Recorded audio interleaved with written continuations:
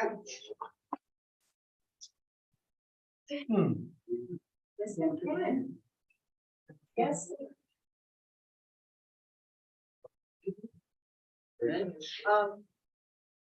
Everyone had anything? Oh, no, not yet.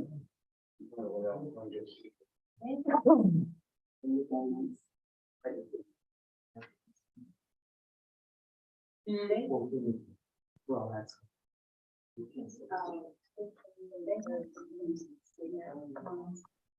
I know, say it.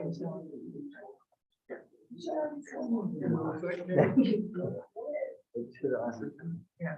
Selling, I heard selling. Do you want to laugh? And I put it with my name on for reference again, and so it was.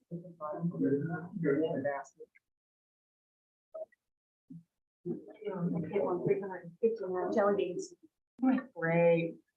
Hey, good evening, everybody. Call the these two public hearings to order. We just stand for the pledge.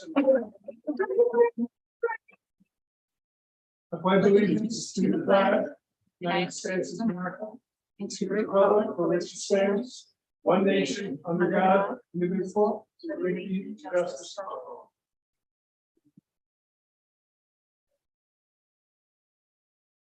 Tonight, we have two public hearings on our agenda. The first is for amendments to Chapter 128 taxation. This is the amendment that we have discussed at multiple meetings. It is to add a tax exemption for volunteer firefighters and ambulance workers. This was signed into law by the governor in December of 2022, allowing taxing agencies to be able to offer this. The town board has put the maximum that can be allowed into our local law.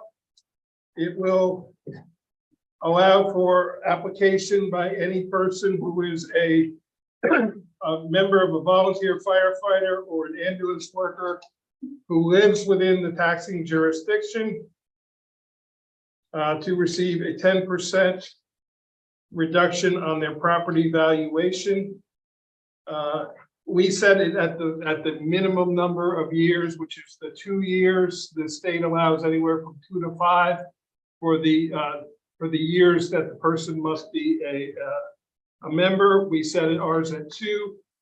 We also added the grant of lifetime exemption for any person who accrues more than 20 years of active service.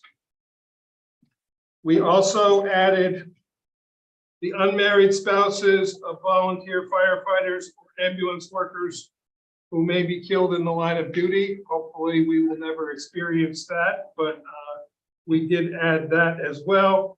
And we also added the allowance for unmarried spouses of deceased volunteer firefighters or volunteer ambulance workers.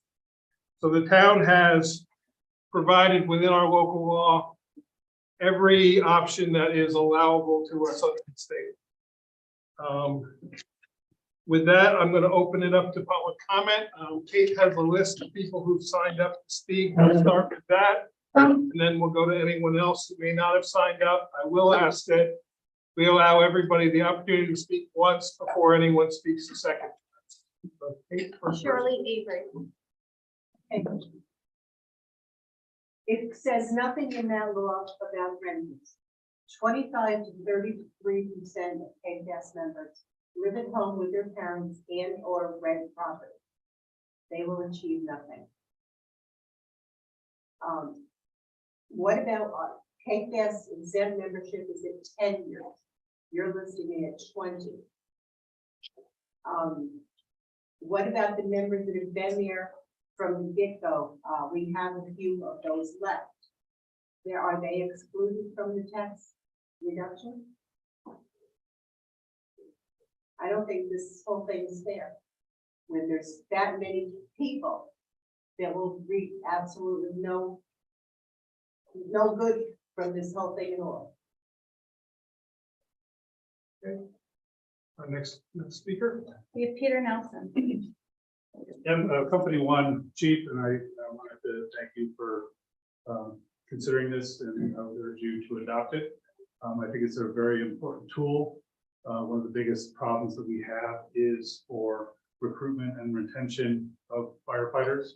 I think it's just a really good tool that we can use to try and encourage people to become volunteers. We've already had some people that are interested in coming back that have been in for a long time. Unlike the first aid squad, our life membership has been 20 years for an active life member or for a life member in the fire department. In our fire company, the district is going to adopt a fire district is going to adopt a uniform life member category, and I think it's a great opportunity. The way the law, as I understand, the way the law is written, is that this is for property owners and nothing against it. There are people that are renters, there are plenty of people that are renters. There also is a $200 New York State tax credit for volunteer firefighters that people, we talked about in our meeting last night, that are not property owners. That is just for people that are active members. So thank you for. Just to clarify, that's income tax. Income tax, correct. Not property tax, correct. Okay, next speaker. Did I sign that? Oh, looks like John Dunning. I'm going with the, yeah, I'm looking at. I'm just gonna ditto what Peter said. We're already starting to see some of the benefits of this. As Peter stated, we're already starting to get some old members that came back and they just want to be drivers, which is great because we can't do anything until one of our trucks get on the scene anyway. I mean, I myself, I'm in my 31st year in Aqua Fire. I'm now a commissioner, and we are gonna adopt it, I believe, at our meeting on the 19th. So, I do feel bad for the renters and everybody else, but this is the starting point. We can springboard off of this. Hopefully, down the road, we can get something for the renters or anything like that, but I would urge you to adopt it as well, and we thank you for your work that you did on it. Thank you. Next speaker. Jerry Fernino.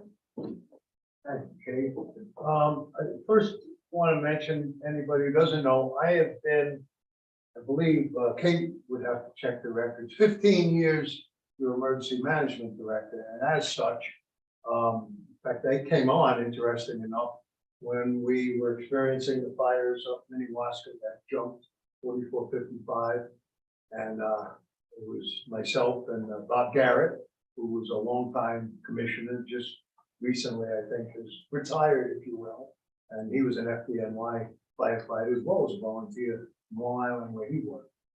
I think it's a great concept, but I want to touch on what Shirley brought up, very important, and that is, I just learned this just past year, and by the way, I'm not in any way blowing my own horn because it's Mike and I had this discussion a few weeks ago.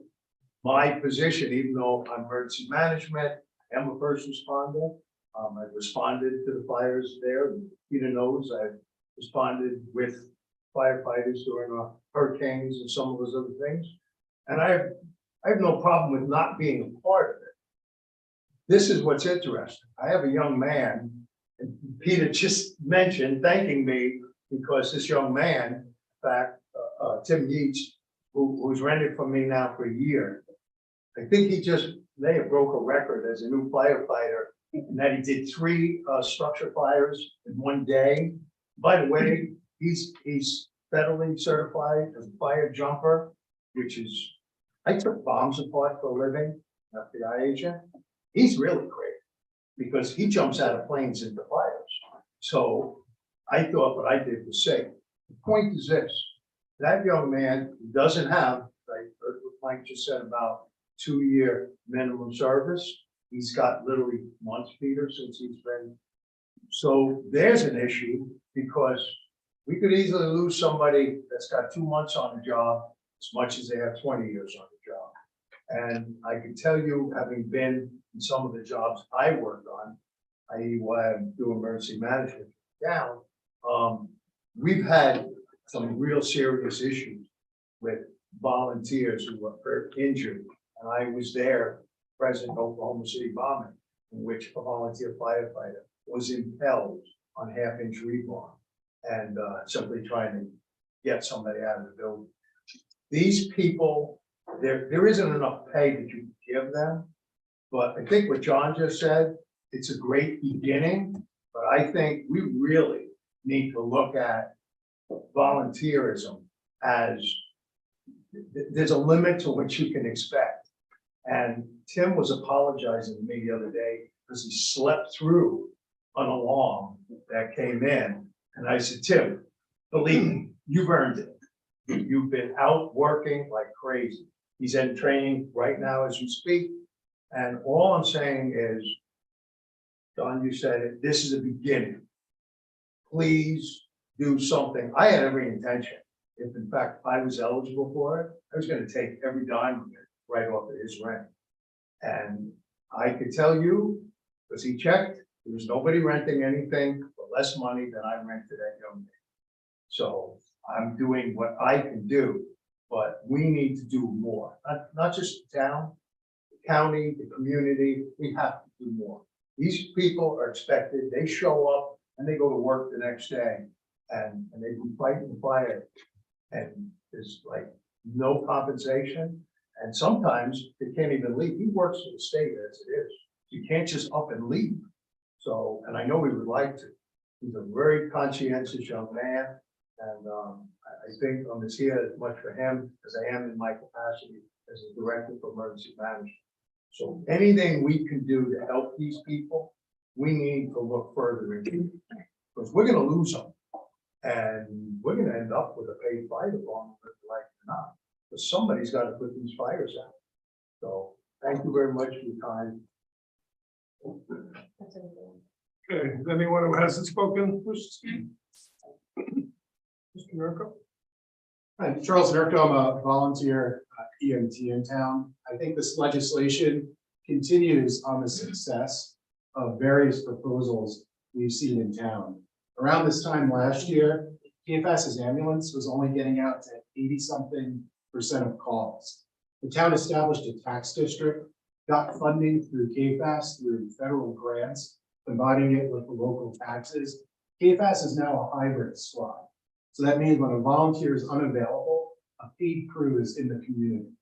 With the town's investments, there's now 24/7, 365, an ambulance crew in town ready to respond to every single call. In March, it was the first time in recent history that KFAS had a perfect 100% response rate to its calls. The town has done a series of investments and saved KFAS. Since the pandemic, 30 volunteer EMS agencies in the state have closed. And I commend the town board for looking at emergency services in town and really aggressively finding solutions to make sure that volunteer first responders are not only thanked, but appreciated, and these volunteer agencies could continue. Volunteers provide an extraordinary benefit to town.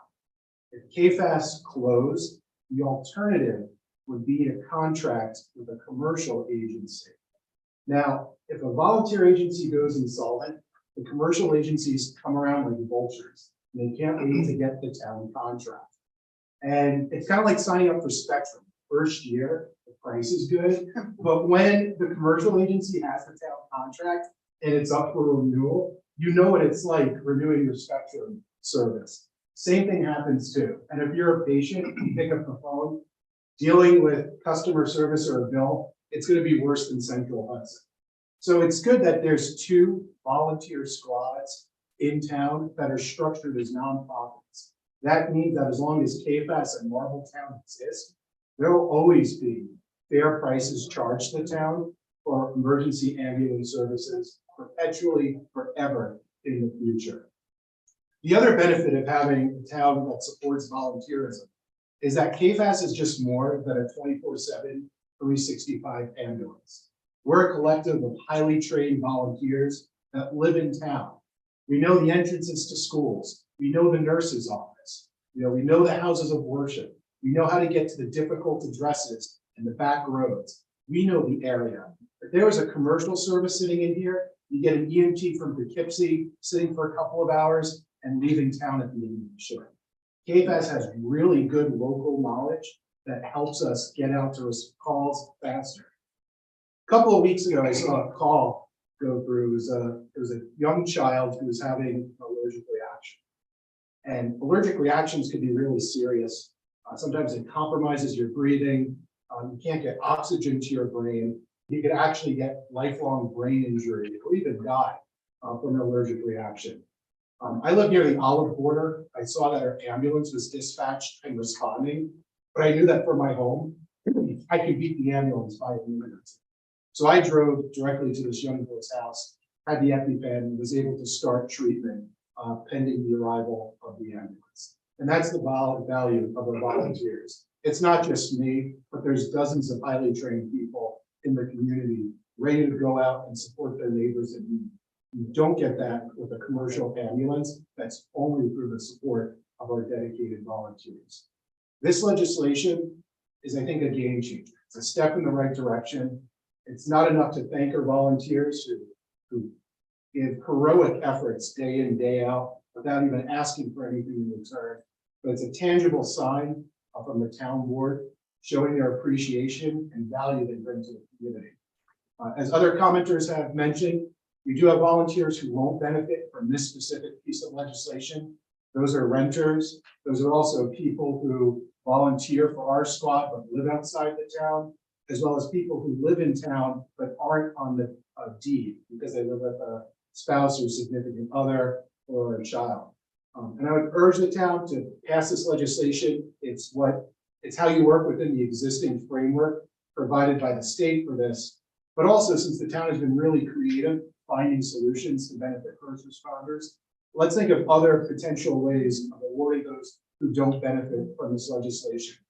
For instance, the town gives a discount on the transfer station to first responders. Perhaps there could be further discounts for people that don't get this property reduction, such as discounts on youth programs that the town hosts. That way we can expand the benefit and attract and retain the best volunteers to serve the town. I spoke about a lot about EMS because that's my personal background. I also commend our brothers and sisters in the fire department who also do an outstanding job. And thank the town board for considering this legislation, which will certainly help keep our community safe. Thank you. Anyone else? We have someone who zoomed in here, Rebecca Collins Brooks. I'm not sure if you are commenting on this local law or the next or just listening in. If you'd like to speak, you could now.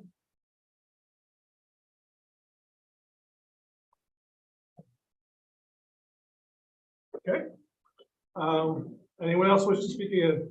Mr. Linscott. It's great what we were doing here, but I also think we need to go to higher government.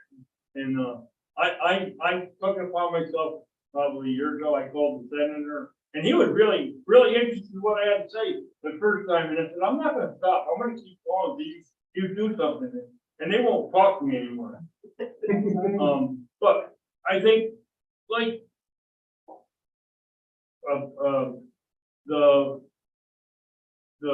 yesterday on the news, that broadcast of the prior president.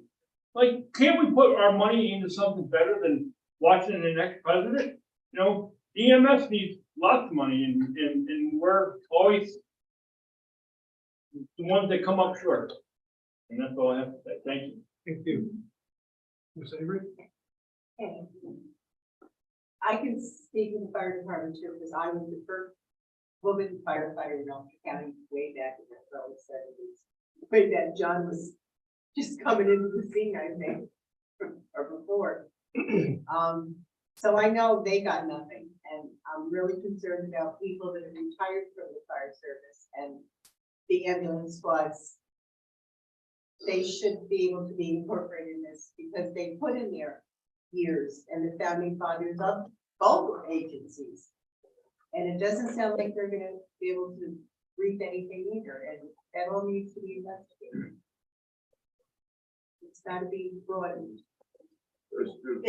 Sounds like a great program. I'm not downing you guys at all. You're doing everything you can do at this point, but more needs to be investigated and done. Can I just respond?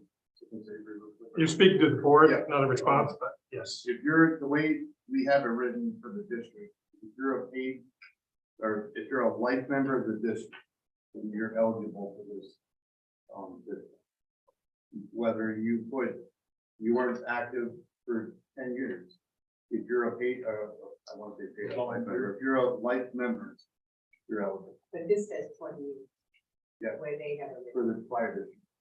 And for, I believe, It's not back and forth, Shirley, please. Let John finish. But that's how we have it written. We pretty much finished what you had. And, you know, those people that were active for 20 years back then are gonna benefit. Any further comments? Okay. Some responses. We have done all that New York State allows us to do. We cannot go above and beyond what the New York State law allows. This is to the limit of what is allowed. 20 years is in the New York State real property law legislation. As far as renters, I agree they are not addressed, but the town cannot create its own law. We have to follow New York State real property tax law in taxation situations as to what are exemptions. So as we said, we have maxed this out as to what is allowed under the New York State law. I have tried to reach out to our state representatives on these issues. I will tell you, our state senator does not return my phone calls. Our state assembly person is a fairly new person who just took office in January. He and I have chatted. I've made him aware of the concerns. He is going to bring it back to the Albany to have further conversation. But again, he's been in office now 3 months. So the point is, we have done at this level all we can do. The renters, I understand, there is an income tax exemption under New York State that has been in effect for some time. Also, New York State will not allow you to piggyback and do both. You can do either the income tax exemption or you can do the property tax. As far as people who are members of our groups but do not live in the town of Rochester, they still would be eligible for the county and the school tax if either of those are done. And I do know the county is moving forward. I can't speak to the school, but because they would be in the taxing jurisdiction of the Rondout Valley School District, if they lived in Marbletown or Worthing and responded to or were a member of KFAS or Akron Fire District, they couldn't get our town exemption, but they could get the county exemption. They could also get the school tax exemption. So anybody who lives in the county, as long, to my understanding, I can't speak for how real property is going to interpret this, but to my understanding, they would be eligible because they are living in the county and the jurisdiction. So that's Mike Baden's opinion. That's Mary Lou Christiana's opinion also. So thank you, Mary Lou. I appreciate that. So where this really, really will come into play is in the county and the school exemptions. Town tax, a 10% tax reduction would be a small, relatively small savings. It will be a savings, but the more than likely the income tax would be greater than that. So we have addressed it as far as we can go. We will continue to lobby our state representatives, and we would ask that you do the same, because we can only respond to what they pass as legislation. Mike, we have someone that just joined in Holly. You might Yep, see if yep. Which Person named Holly, do you wish to speak on the taxation public hearing? If you do, now would be the time.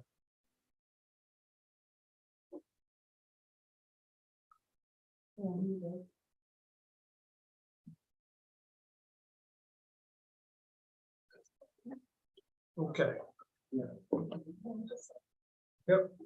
So both EMS and the fire companies, you both have very strong supporters on a county level and state level regarding Ulster County personnel. And I don't know if anybody was around when the Second Amendment was going on and you had county lobbying against this.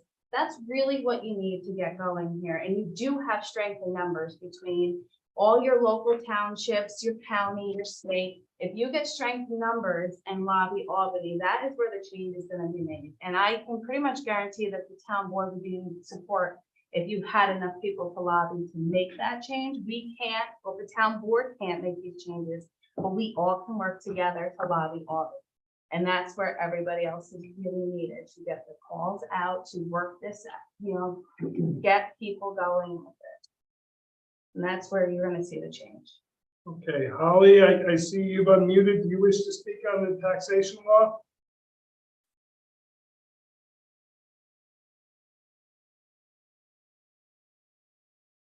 Okay. So I'd ask for the board to make a motion, or someone on the board make a motion to close the public hearing. I'll make that motion. Have a second? I'll second. Any further discussion? All in favor? Aye. Opposed? Okay. Our second public hearing is on changes proposed for Chapter 17 ethics. What is proposed is two changes to be made in 17.3 standards of conduct. The first is section B, gifts. It says officers and employees shall not directly or indirectly solicit any gift or accept or receive any gift having a value of, the current law is $25. The state law has been for at least 10 years, Mary Lou, or longer, I'm not sure exactly how long, but it's been there for a time. raised to $75. So that is the first proposal, raising the 25 to 75. The second is 17-3K, employment of relatives. And it says members of officers or employees' immediate families may be considered for employment by the town if the applicant possesses all the qualifications for employment. An immediate family member may not be hired, however, if the employment would create, and it used to say, either a direct or indirect supervisory subordinate relationship with the family member. We are changing that by removing the indirect, so it will only say if the employment would create a direct supervisory subordinate relationship. The reason for both of these changes, the $75 is a change that the state made many years ago. I can give you some real examples. The town clerk's office, someone anonymously sent them a very nice floral display, clearly greater than $25. They would have had to have refused it. That's just one example. Cohasset Accord First Aid has invited the board members to their installation of officers dinner. I'm certain the cost of the ticket, along with a guest, I'm certain the cost of the ticket to them is greater than $25. Quite simply, that $25 existed in 1980s or 90s and has never been updated. The second is, in a small town, you often have people who may have a family relationship working together within the same department.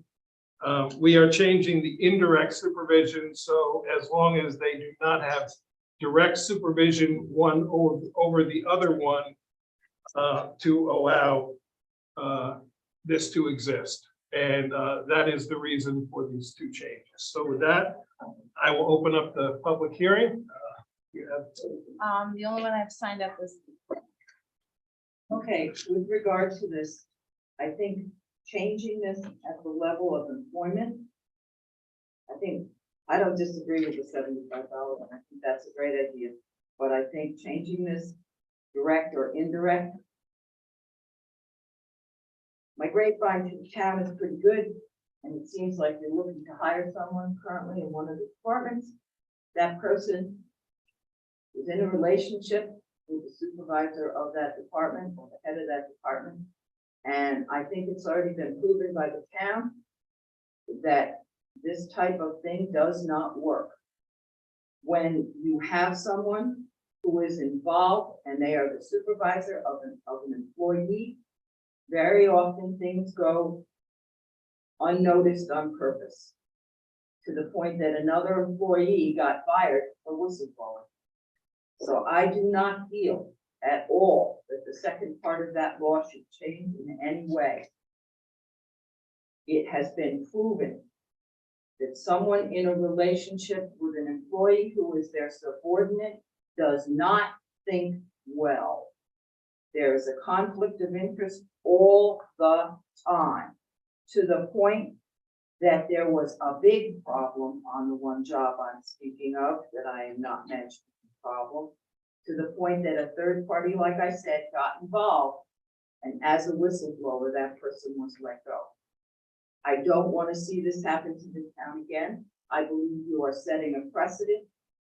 Do not hire people, and if it were me and Mike came to work for me, it would never, that's my Michael, by the way, the grumpy old man that I refer to, would never work. You're too close in your relationship if you're together. It does not work. I don't care if it's direct, indirect, what it is. You have to be very careful. Do not change this. Do not change this piece of the ethics law.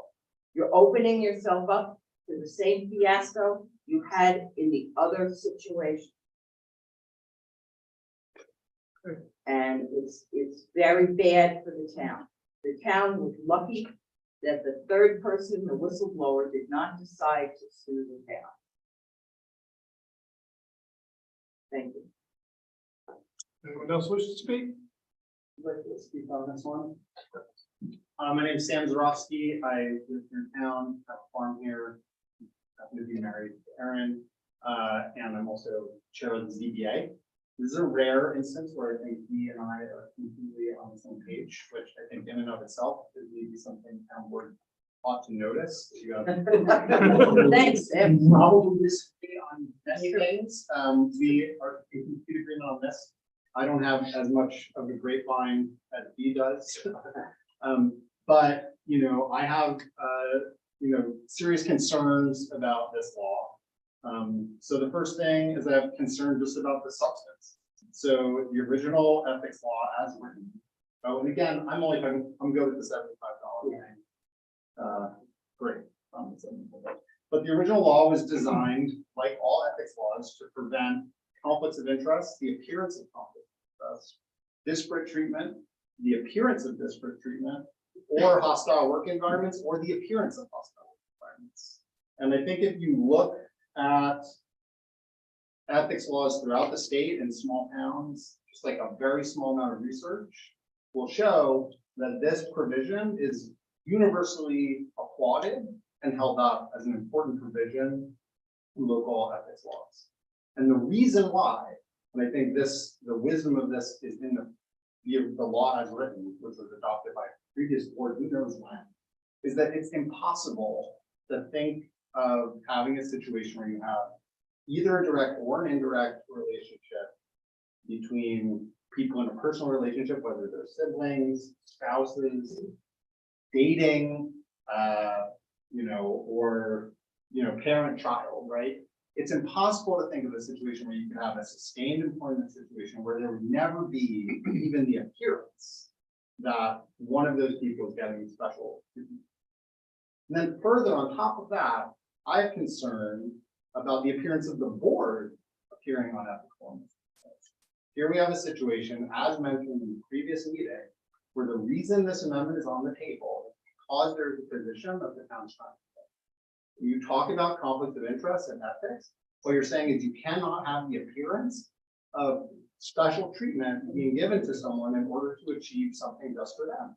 Here what we have is you have the town board seeing a situation where this is precluded by the ethics law, and then coming I don't know, a couple weeks later, I don't know the timeline, but then immediately amending one line of the ethics law to allow for the hire of a specific person, presumably, like that just smells bad.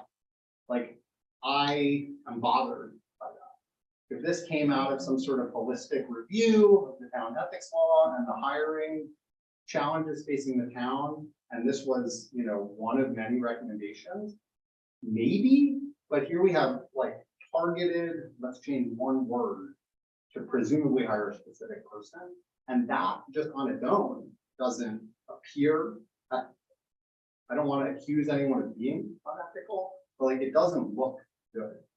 And the town board, above all other boards, has the obligation to avoid the appearance of unethical. And I think that's it. Yeah, that's what I wanted to say. I'm also actually not sure that the change proposed, like, would have the effect.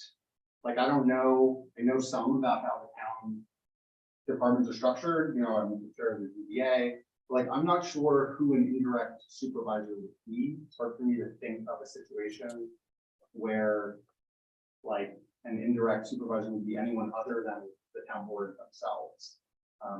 You know, I'm not a lawyer, but like, the language here, it doesn't, I don't grok it, like, doesn't even seem like it would have the effect that your town board one.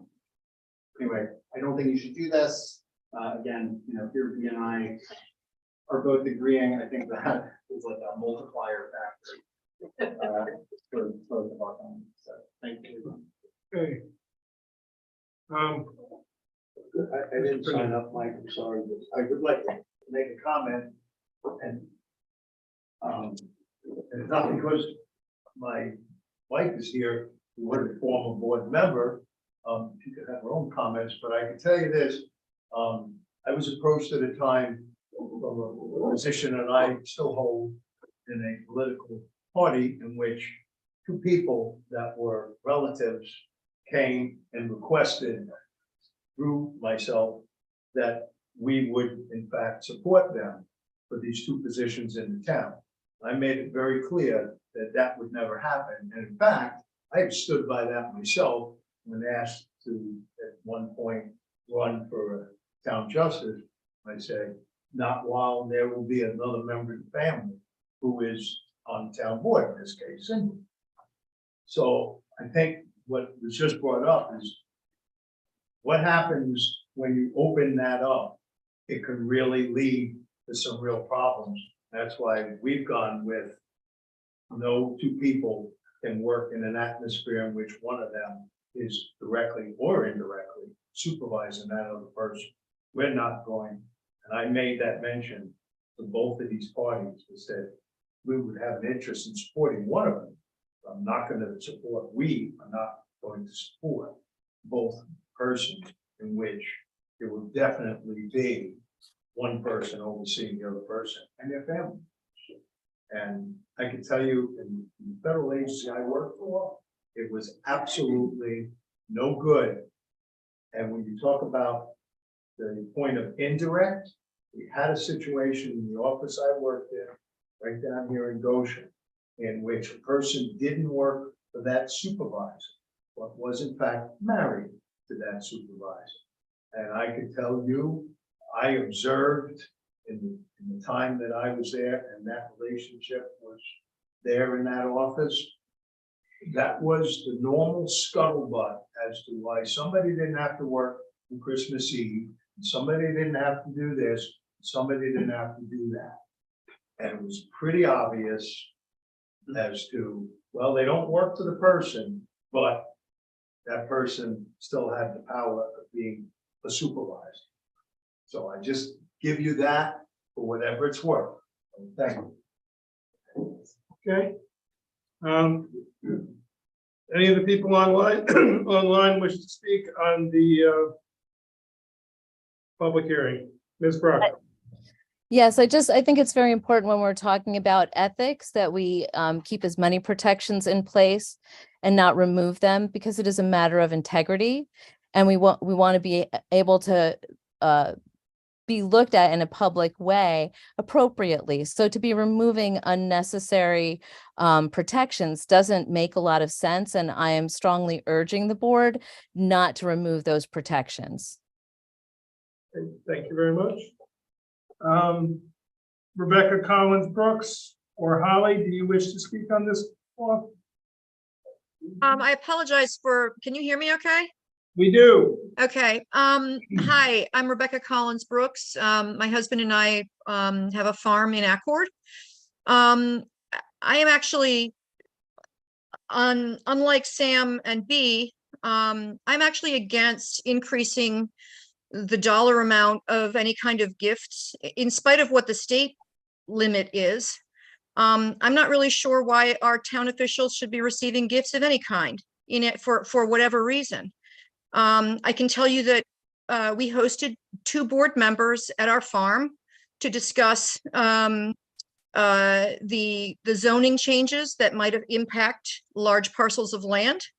And when they left, we have Wagyu beef, which is, if anybody knows, it's Kobe beef. It's not cheap. And I offered both of those town board members a package of ground beef, which they politely declined. They absolutely refused. It was not even $20 worth of beef. And they left, and Barton and I both said to each other how much integrity that showed for both of those people. And we had an enormous amount of respect for them. And we may not always agree politically with those two, but we have enormous respect for them for that.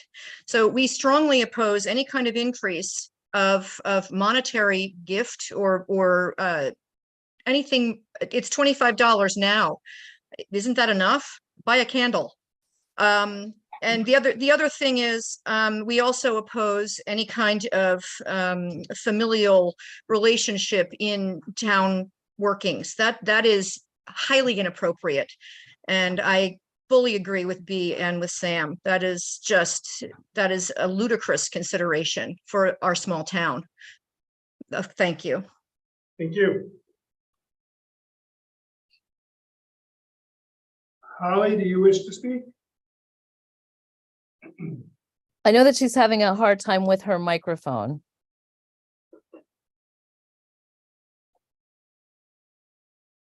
Yeah, her microphone is not working. Well, if you have if you'd like to put it in the chat, Holly, anything you'd like to say, I can make sure it gets in the record. I'd be happy to read whatever you type into the chat.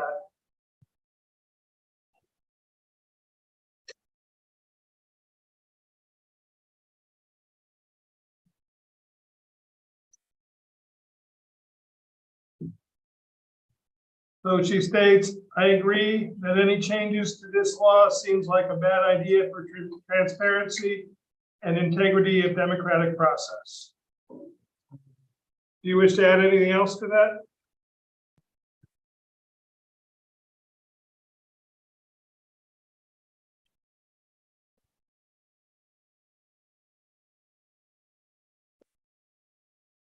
Okay, Holly, would you be able or willing to provide oh, sorry.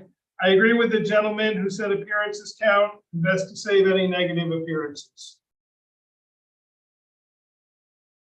And if you would care to identify yourself further by last name, it's not required, but if you would, for our record. Okay, she did say that's all. Thank you.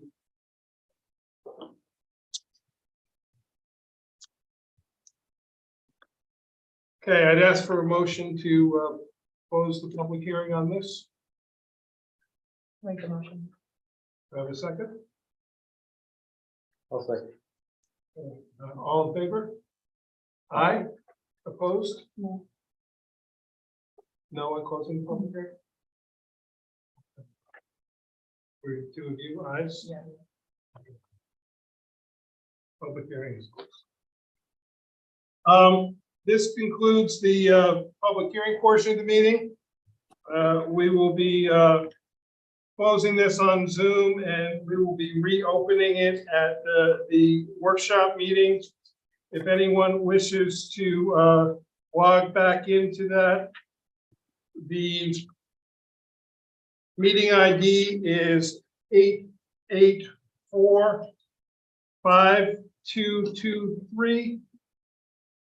884-5223-7557.